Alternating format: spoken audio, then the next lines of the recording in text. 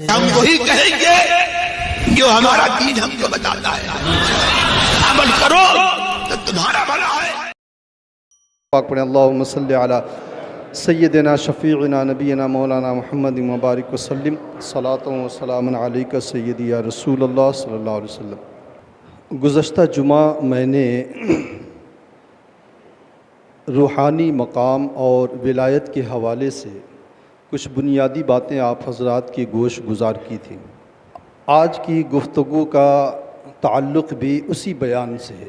اللہ کے رسول صلی اللہ علیہ وسلم کے سینہ اقدس پہ جو قرآن نازل ہوا، اس میں اللہ تبارک و تعالی نے اولیاء کرام کے حوالے سے دو ٹوک لفظوں میں فرمایا ہے، ان اولیاءہ الا المتقون، کہ اللہ کے ولی تو متقی اور پرہیزگار ہی ہوتے ہیں۔ یعنی جس کے اندر تقوی نہیں ہے، پرہیزگاری نہیں ہے، وہ شخص اللہ کا ولی نہیں ہو سکتا۔ ان اولیاءہ الا المتقون، اللہ کے جو ولی ہوتے ہیں وہ پرہیزگار ہی ہو سکتے ہیں۔ اگر ان کے علاوہ ولایت کہیں اور تلاش کی جائے گی تو انہیں ولایت نہیں حاصل ہوگی اور انہیں ولایت نہیں مل سکتی ہے۔ اور یہ متقی اور پرہیزگار ہوتا کون ہے اور کیسے ہوتا ہے، اور ان کا مقام و مرتبہ رب کے نزدیک ایسا ہے کہ اللہ رب العزت نے قرآن پاک میں فرمایا، ان اکرمکم عند اللہ اتقاکم، تم میں سب سے زیادہ عزت والا رب کے نزدیک وہ ہے جو سب سے زیادہ متقی اور پرہیزگار۔ اور یہ تقوی اور پرہیزگاری کیسے ملتی ہے؟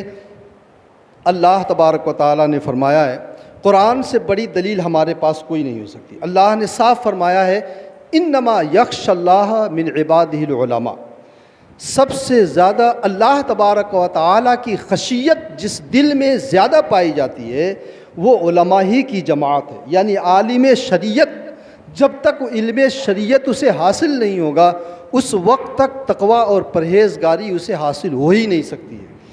ظاہر سی بات ہے، جب وہ حلال و حرام کا فرق نہیں جانتا ہے، جائز اور ناجائز کا میں تمیز نہیں جانتا ہے، تو وہ جب ناجائز نہیں جانتا ہے، حرام نہیں جانتا ہے، مکروہات کے بارے میں نہیں جانتا ہے تو اسے بچ بھی نہیں پائے گا، اور جب بچ نہیں پائے گا تو تقوی و پرہیزگاری حاصل ہو نہیں سکتی ہے۔ یہ تقوی وہ چیز ہے جو تمام نیکیوں کا سرمایہ ہے۔ تقوی خشیت الہی کی بنیاد پر حاصل ہوتی ہے۔ آدمی کے دل میں اللہ تبارک و تعالیٰ کا اگر خوف ہے اور وہ خوف اسے برائیوں سے روک لیتا ہے تو یہی وہ چیز ہے جو اسے متقی اور پرہیزگار بناتی ہے۔ اور اگر خوف کہنے کو تو ہے لیکن وہ برائیوں سے نہیں روکتا ہے تو ایسے خوف الہی سے اسے کچھ بھی حاصل نہیں ہوگا۔ تو خشیت الہی جو ہے حاصل ہوتی ہے وہ علم شریعت کی بنیاد پر۔ علم شریعت سے ہٹ کر کے اگر کوئی خشیت الہی حاصل کرنا چاہے ہرگز حاصل نہیں ہو سکتی۔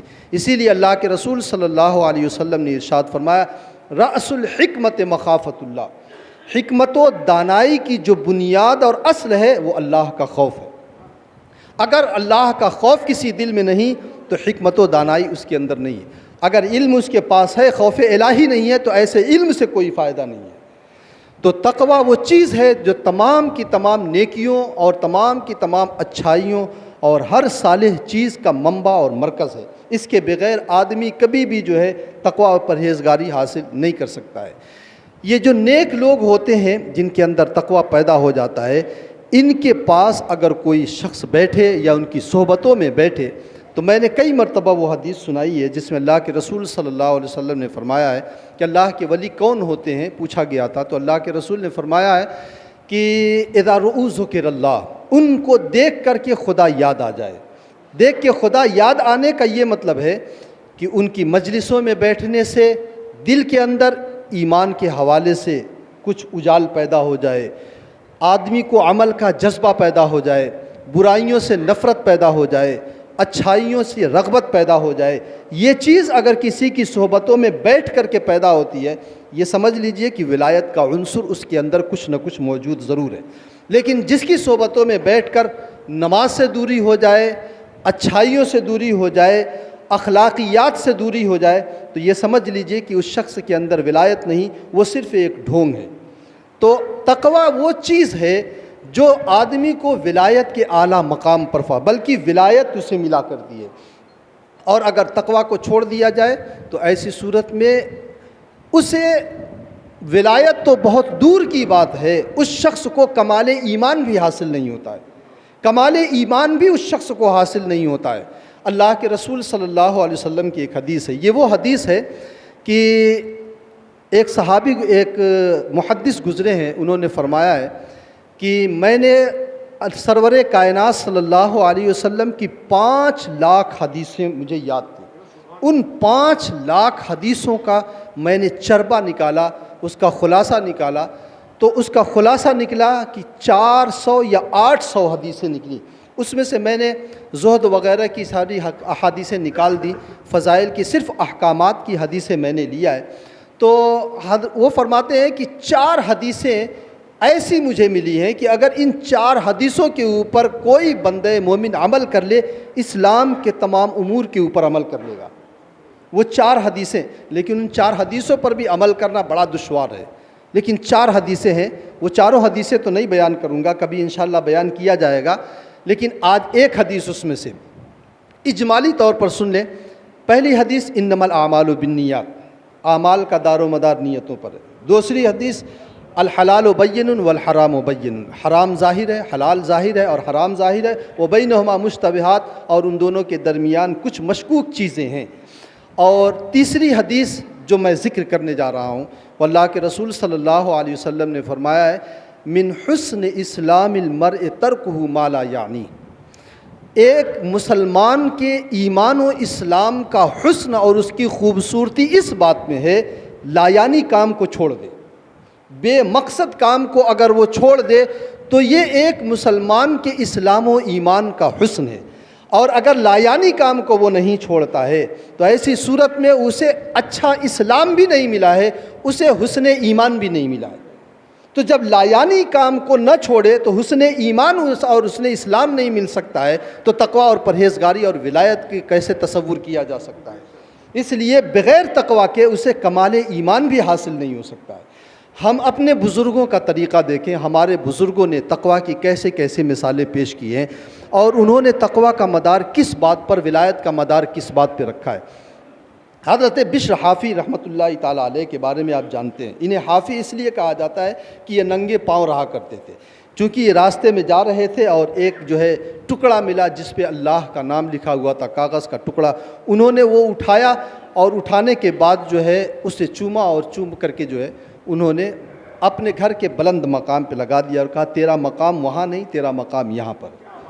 اس کے بعد سے یہ انہوں نے اپنے پاؤں میں کبھی بھی جو ہے جوتی نہیں پہنی، یا پیدل ہی رہا کرتے تھے اور ننگے پاؤں رہا کرتے تھے۔ تو حضرت بشر حافی اپنے زمانے کے اتنے زبردست ولی اور متقی اور پرہیزگار آدمی تھے کہ ان کے بارے میں جب آپ ان کی سیرت اٹھا کر کے پڑھیں تو اپنے بالا خانے پہ یہ چڑھ رہے تھے تو پہلے زینے پر انہوں نے قدم رکھا تو کہتے ہیں کہ میں نے اپنی داڑھی پکڑی، اور داڑھی پکڑنے کے بعد میں نے اپنے دل سے مخاطب ہو کے کہا کہ بشر، اللہ نے تجھے کس لیے پیدا کیا ہے اور تو کیسی زندگی گزار رہا ہے؟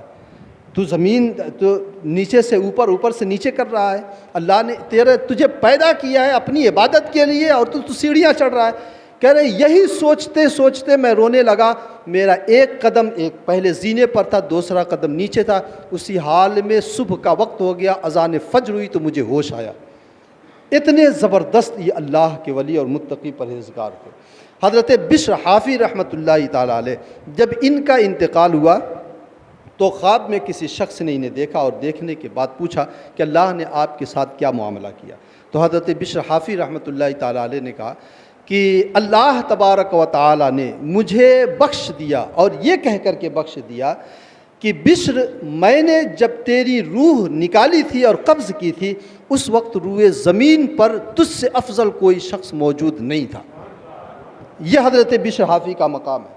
اور حضرت بشر حافی رحمۃ اللہ تعالیٰ علیہ کے بارے میں ایک اپنے زمانے کے ولی گزرے ہیں، حضرت احمد ابن عطا رحمۃ اللہ تعالیٰ علیہ، کہتے ہیں میں میدان تیہ کے جنگلوں میں گھوم رہا تھا، مصر میں میدان تیہ جہاں 40 سال تک بنی اسرائیل بھٹکے تھے، میں اسی جنگل میں اور اسی میدان میں گھوم رہا تھا، میرے آس پاس کوئی انسان نہیں تھا، اچانک مجھے ایک شخص نظر آیا جو غیبی آدمی معلوم ہو رہا تھا، میں نے دیکھا تو میں نے اپنے دل میں یہ تصور کیا کہ یہ ہو نہ ہو یہ خضر علی نبینا علیہ الصلوۃ والتسلیم ہے۔ تو کہتے ہیں کہ میں نے ان سے پوچھا خدا کا واسطہ دے کر کے کہ میں اللہ کا واسطہ دے کے پوچھ رہا ہوں آپ کون ہیں؟ تو انہوں نے کہا میں خضر ہوں۔ تو کہا کہ میں کچھ پوچھ سکتا ہوں؟ کہا بالکل پوچھیں۔ تو انہوں نے کہا کہ بتائیں امام شافعی رحمۃ اللہ تعالیٰ علیہ کے بارے میں آپ کیا کہتے ہیں؟ تو حضرت خضر نے کہا کہ امام شافعی اوتاد زمانہ میں سے تھے۔ پھر کہا امام احمد ابن حنبل، کا امام احمد ابن حنبل صدیقین کے مقام پر فائز تھے۔ اور کہا بشر حافی، کا بشر حافی کے جیسا تو کوئی پیدا ہی نہیں ہوا۔ یہ بشر حافی کا مقام ہے۔ یہ بشر حافی رحمۃ اللہ تعالیٰ علیہ یہ فرماتے ہیں خواب میں سرور کائنات صلی اللہ علیہ وسلم کا دیدار ہوا۔ اللہ کے رسول صلی اللہ علیہ وسلم نے مجھ سے کہا بشر تم جانتے ہو کہ اللہ نے تجھے اتنا اونچا مقام کیوں دیا ہے کہ تمام زمانے کے اولیاء اور صالحین امت کا تمہیں سردار بنایا ہے؟ تمہیں معلوم ہے کیوں؟ تو حضرت بشر حافی نے کہا نہیں یا رسول اللہ۔ تو اللہ کے رسول صلی اللہ علیہ وسلم نے فرمایا بشر اللہ نے تجھے یہ مقام اس لیے دیا ہے کہ تو میری سنتوں کے اوپر عمل کرتا ہے۔ سرور کائنات صلی اللہ علیہ وسلم کی سنتوں سے سرے منہ بھی انحراف اگر کوئی کرتا ہے تو وہ شخص ولایت کا جو ہے ولایت کی چاشنی بھی نہیں مل سکتی ہے۔ سنت رسول صلی اللہ علیہ وسلم کے علاوہ کوئی راستہ نہیں ہے راہ خداوندی تک جانے کے لیے۔ ایک بزرگ فرماتے ہیں اللہ تبارک و تعالیٰ تک پہنچنے کے سارے راستے بند ہیں۔ حضرت جنید بغدادی نے فرمایا الطرق کلھا مسدودۃ علی اللہ، رب کائنات تک پہنچنے کے سارے راستے بند ہو گئے ہیں، صرف ایک راستہ کھلا ہوا ہے الا من اقتفى بالرسول، وہ راستہ جو سرور کائنات صلی اللہ علیہ وسلم کے قدم ناز سے ہو کر کے گزرتا ہے۔ حضور کی سنتوں پر عمل کر کے جو راستہ آدمی چلتا ہے وہی راستہ اللہ تبارک و تعالیٰ تک پہنچاتا ہے۔ یہ ہمارے بزرگوں کا طریقہ تھا اور ان کی ولایت کا یہ مقام تھا، اور انہوں نے اپنے اس مقام کے بارے میں جو انکشاف کیا، ہمیں یہ مقام جو ملا ہے وہ سرور کائنات صلی اللہ علیہ وسلم کی سنتوں پر عمل کی بنیاد پر ملا ہے۔ اب اگر ہم اپنے زمانے میں ایسے لوگوں کو دیکھیں جو سنت رسول تو دور کی بات ہے، فرائض و واجبات سے جو انحراف کریں اور شریعت کی علی اعلان خلاف ورزی کریں، ایسے لوگ اگر اپنے آپ کو کہیں کہ ہم ولایت کے تاجدار ہیں تو ہرگز ایسے لوگوں کی جو ہے باتوں میں آنا نہیں چاہیے۔ آقا کائنات صلی اللہ علیہ وسلم کے بعد جو ہم دیکھتے ہیں تقویٰ کے جو مقام علماء نے اور صالحین امت نے بیان کیا ہے، تقویٰ تین طرح کا ہوتا ہے۔ ایک عوام کا تقویٰ، عوام کا تقویٰ یہ ہے کہ کفر و شرک سے بچے۔ خواص کا تقویٰ یہ ہے کہ وہ معصیت خداوندی سے بچے، اللہ تبارک و تعالیٰ کی نافرمانی سے وہ بچے۔ اور جو خاص اولیاء کرام ہیں ان کا تقویٰ جو ہوتا ہے وہ یہ کہ وہ نیکیوں کو، اپنی نیکیوں کو وسیلہ بنانے سے بچیں، یعنی رب کی بارگاہ میں اس طرح دعا نہ کریں کہ مولا میرا جو عمل تجھے پسند آ جائے اس عمل کے صدقے میں ہماری بخشش فرما دے، تو نیکیوں کا اپنا وسیلہ نہ بنائے۔ اور انبیاء کا تقویٰ یہ ہے کہ وہ اپنے افعال کو اپنی طرف منسوب نہ کریں، سارے افعال کو رب کائنات کی طرف منسوب کریں۔ تو خواص کا جو تقویٰ ہے یعنی اولیاء کرام کا وہ یہ ہے کہ وہ اپنے افعال کو، بلکہ خواص کا جو تقویٰ ہے وہ یہ ہے کہ معصیت خداوندی سے بچیں۔ اللہ تبارک و تعالیٰ کی نافرمانی سرور کائنات صلی اللہ علیہ وسلم کی نافرمانی میں پنہا ہے۔ اگر حضور صلی اللہ علیہ وسلم کی نافرمانی کیا تو رب کائنات کی بھی نافرمانی ہوگی۔ اس لیے خلاف رسول صلی اللہ علیہ وسلم کے خلاف کا اگر کوئی راستہ اختیار کرتا ہے تو ولایت اسے ہرگز حاصل نہیں ہوگی۔ حضرت جنید بغدادی، آپ جانتے ہیں حضرت جنید بغدادی کا مقام ولایت میں بڑا اونچا مقام ہے، اور اپنے زمانے میں حضرت جنید بغدادی رحمۃ اللہ تعالیٰ علیہ کی جوڑ کا کوئی ولی موجود نہیں تھا، لیکن حضرت جنید بغدادی رحمۃ اللہ تعالیٰ علیہ جب ان کا انتقال ہوا تو خواب میں ایک بزرگ نے ان کو دیکھا اور کہا کہ اللہ نے آپ کے ساتھ کیا معاملہ کیا؟ تو انہوں نے کہا اللہ تبارک و تعالیٰ نے مجھے بخش دیا۔ تو انہوں نے کہا کہ ہاں آپ اللہ کی عبادت ہی اتنی کرتے تھے، نیک تھے۔ حضرت جنید بغدادی کا یہ عالم تھا کہ یہ دکان پر آتے تھے، پردہ جو ہے کھینچ دیتے تھے، اب پردے کے پیچھے یہ جو ہے نماز شروع کر دیتے تھے، دکان کھلی ہوئی ہے نماز شروع کر دیتے تھے۔ ان کا خود بیان ہے کہ میں اپنی دکان میں دن میں 1000 رکعت نفل نمازیں میں پڑھا کرتا تھا، راتوں کی جو عبادت ہوتی تھی وہ الگ۔ اب اللہ تبارک و تعالیٰ نے اولیاء کرام کے وقت میں اتنی برکت ڈال دی تھی کہ وہ 1000 رکعت نماز بھی پڑھا کرتے تھے جو تجارت ہوتی تھی وہ کر بھی لیا کرتے تھے، ان کی زندگی کبھی رکی نہیں۔ تو حضرت جنید بغدادی کا یہ عالم تھا۔ تو انہوں نے کہا کہ آپ اللہ کی عبادت ہی اتنی کرتے تھے، کثرت سے نوافل پڑھا کرتے تھے، اس کی بنیاد پر اللہ تبارک و تعالیٰ نے آپ کو بخش دیا ہوگا۔ کہا نہیں، رب کائنات نے مجھے بخشا تو یہ فرمایا کہ جنید جانتے ہو میں نے تجھے کیوں بخش دیا ہے؟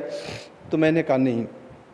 تو اللہ رب العزت نے مجھ سے فرمایا میں نے تجھے اس لیے بخش دیا ہے کہ رات کے اخیر پہر میں اٹھ کر کے میرے محبوب کی سنت کی نیت سے تہجد کی جو تو چند رکعتیں پڑھا کرتا تھا اس کی وجہ سے میں نے تجھے بخش دیا۔ حالانکہ اتنی عبادتیں تھیں لیکن صرف سرور کائنات کی سنت کی نیت سے جو چند رکعتیں وہ پڑھا کرتے تھے اس کی وجہ سے رب کائنات نے بخش دیا ہے۔ تو حضور صلی اللہ علیہ وسلم کے خلاف اگر کسی نے کوئی راستہ چنا ہے تو ولایت تو دور کی بات ہے، ایمان کی اسے ہوا بھی نہیں لگے گی۔ آقائے کائنات صلی اللہ علیہ وسلم کی کی اطاعت ہی ہدایت ہے۔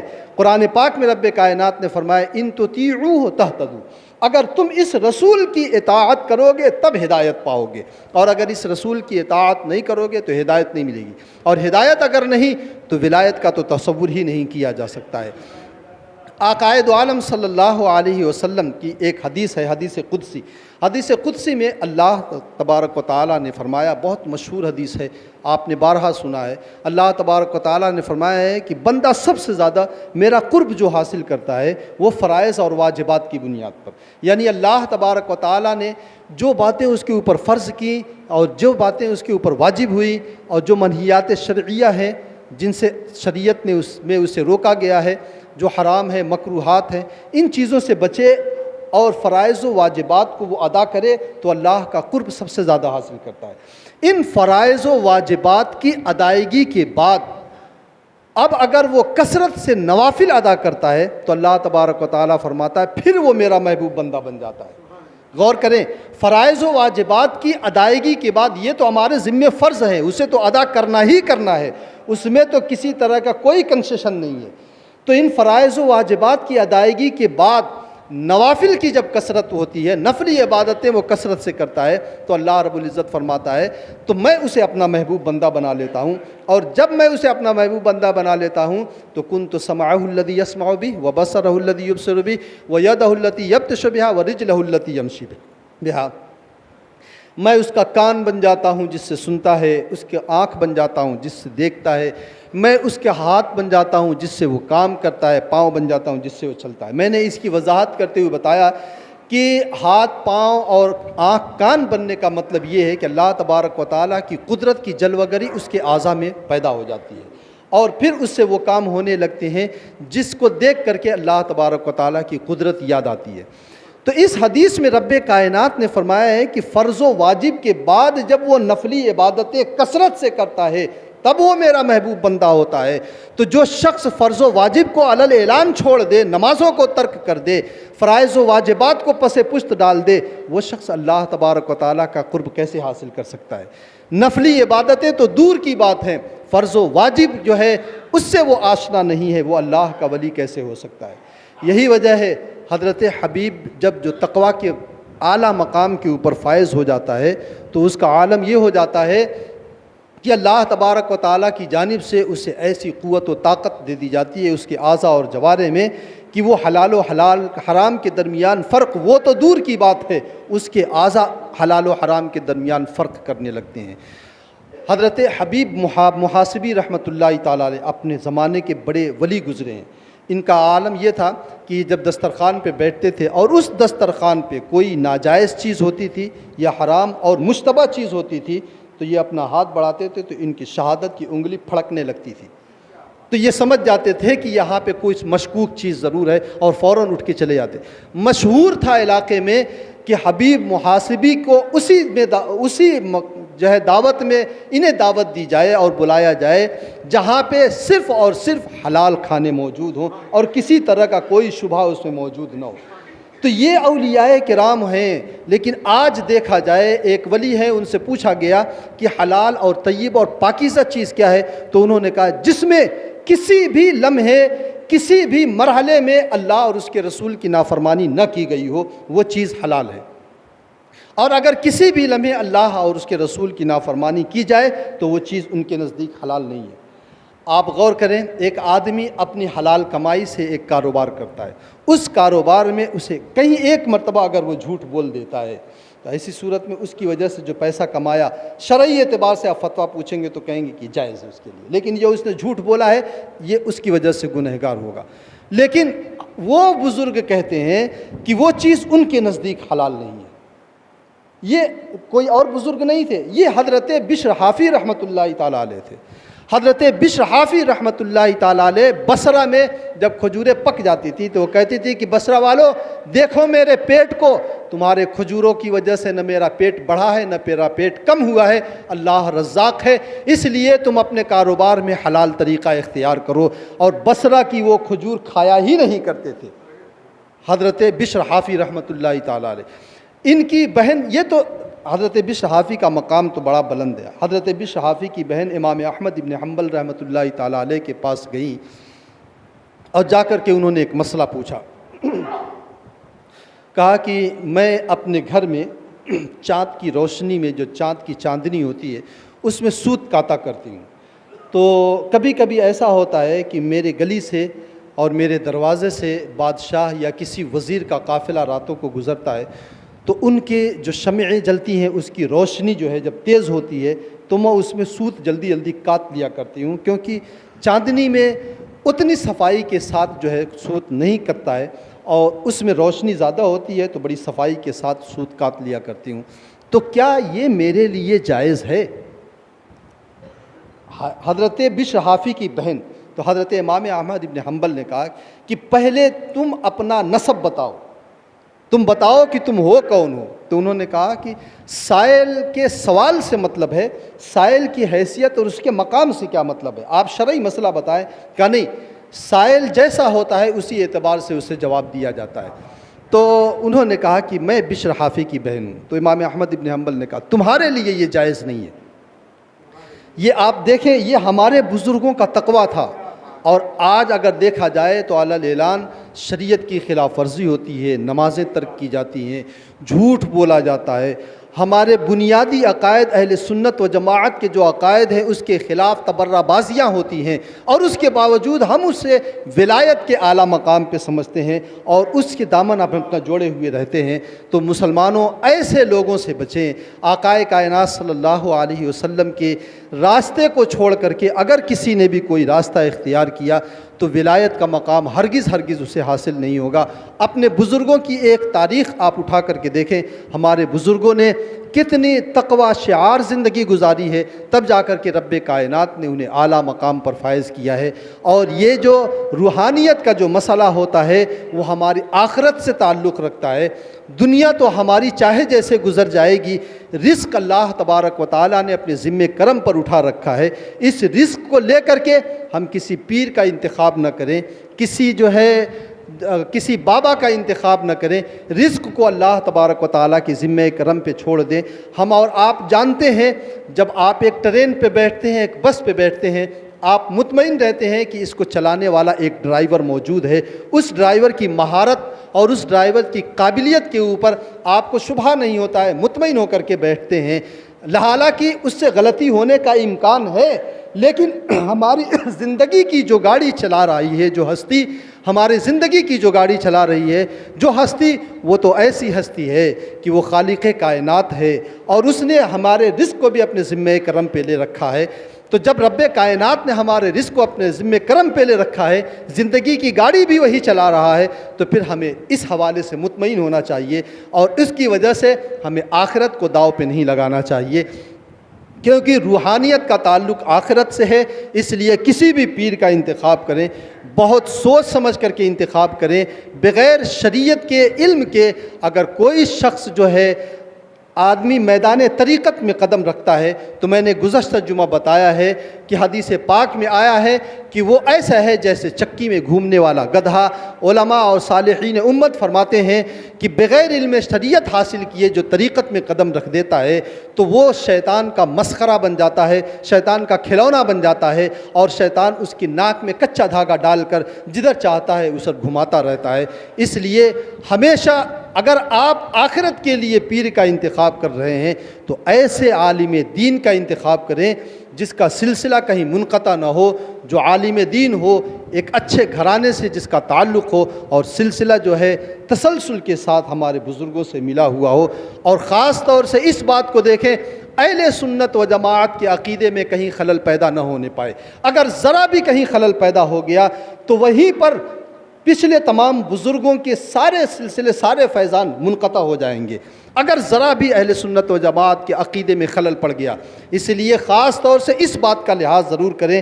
آج کل آپ کے گلی اور کوچے میں ایسے ولی گھومتے ہیں جو حضرات شیخین کے اوپر تبرہ کرتے ہیں، جو صحابہ کرام کے اوپر تبرہ کیا کرتے ہیں، جبکہ پیران پیر حضرت غوث اعظم رحمۃ اللہ تعالیٰ علیہ نے فرمایا ہے کہ صحابہ کرام رضوان اللہ تعالیٰ علیہ مجمعین اور اہل بیت اطہار یہ دونوں ایک انسان کے لیے، ایک بندہ مومن کے لیے ایسے ہی ہیں جیسے کہ انسان کی دو آنکھیں ہیں۔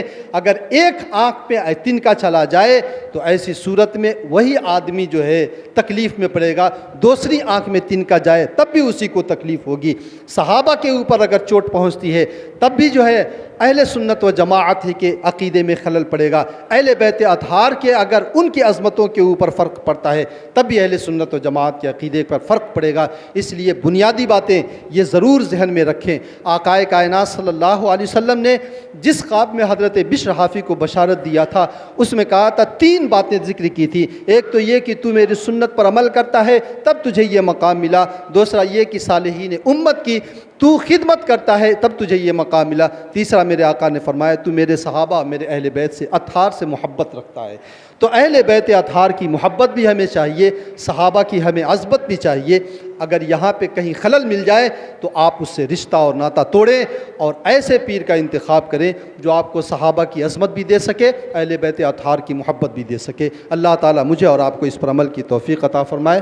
وآخر دعوانا الحمدللہ رب العالمین۔